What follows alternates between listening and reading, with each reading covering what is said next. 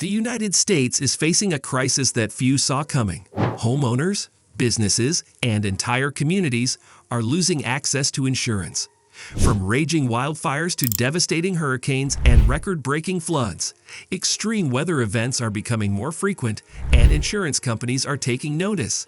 Premiums are skyrocketing, policies are being canceled, and in some areas, insurers are refusing to offer coverage at all.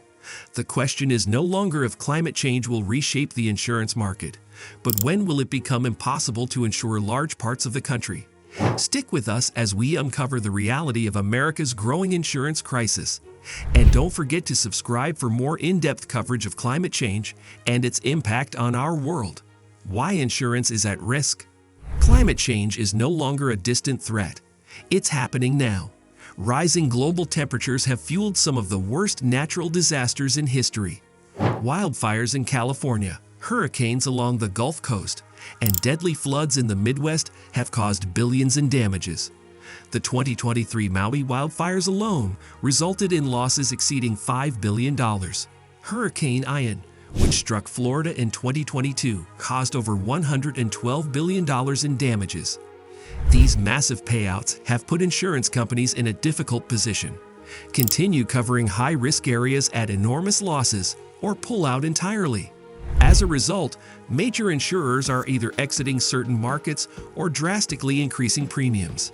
In California, State Farm and Allstate stopped issuing new homeowner policies due to wildfire risks. In Florida and Louisiana, thousands of policyholders were dropped, leaving them scrambling for coverage. The same is happening in flood-prone areas along the East Coast and in storm-ravaged parts of the South.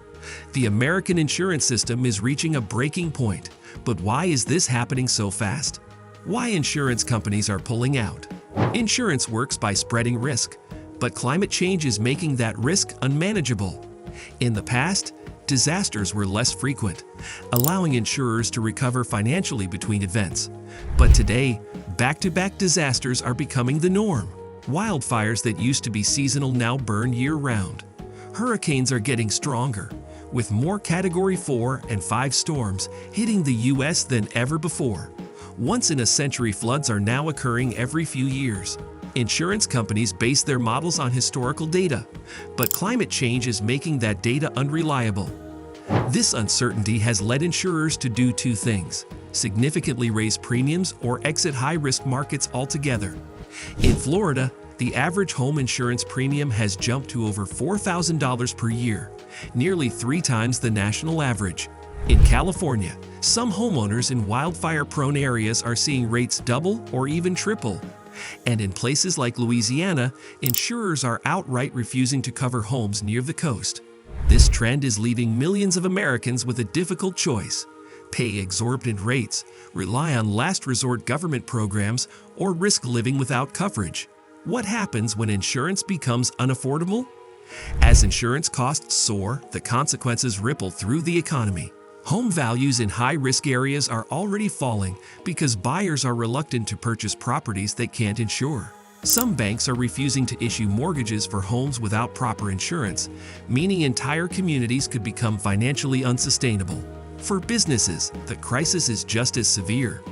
Small businesses in hurricane-prone regions are struggling to maintain coverage, making it harder for them to stay open after disasters. Even large corporations are feeling the impact, with some reconsidering investments in states where insurance is becoming unreliable. The long-term result? Economic instability, depopulation of high-risk areas, and growing financial burdens on state and federal governments. Can federal programs save homeowners? As private insurers pull back, many Americans are turning to government-backed programs like the National Flood Insurance Program. But there's a problem. These programs are also struggling. The National Flood Insurance Program is already $20 billion in debt due to repeated flooding disasters, and critics argue that it wasn't designed to handle the scale of today's climate crisis. Some states are stepping in with their own insurers of last resort. Florida's Citizens Property Insurance, for example, has seen a massive surge in policyholders as private insurers flee the market. But these programs carry risks. If a major hurricane strikes, taxpayers could end up footing the bill for billions in damages. The same applies to California's FAIR Plan, which provides fire insurance for homeowners who can't find coverage elsewhere. These programs may offer temporary relief, but they are not long-term solutions. When will the U.S. become uninsurable? So how long do we have before entire regions become uninsurable? Experts say the situation is worsening faster than expected. According to recent climate projections, rising temperatures, intensifying storms, and worsening wildfires could make large portions of the country uninsurable within the next 10 to 20 years. By 2040, many coastal communities in Florida, Louisiana, and the Carolinas may struggle to find private insurance at all. Wildfire-prone areas in California and the Pacific Northwest could face similar challenges. And as extreme weather spreads inland, even cities far from the coast may begin experiencing insurance instability. Some regions are already approaching this tipping point. In Miami, some high-risk properties are seeing premiums so high that homeowners are being forced to sell. In parts of California, rebuilding after wildfires is becoming impossible due to lack of coverage. In Texas and the Midwest, record-breaking storms are making insurance unaffordable for many families. If the situation continues, entire communities could be forced to relocate, not because of rising seas, but because they simply can't afford to stay. The question isn't just when the U.S. will be uninsurable. It's whether we can do enough to prevent it. Insurance is the backbone of homeownership, business investments, and economic stability.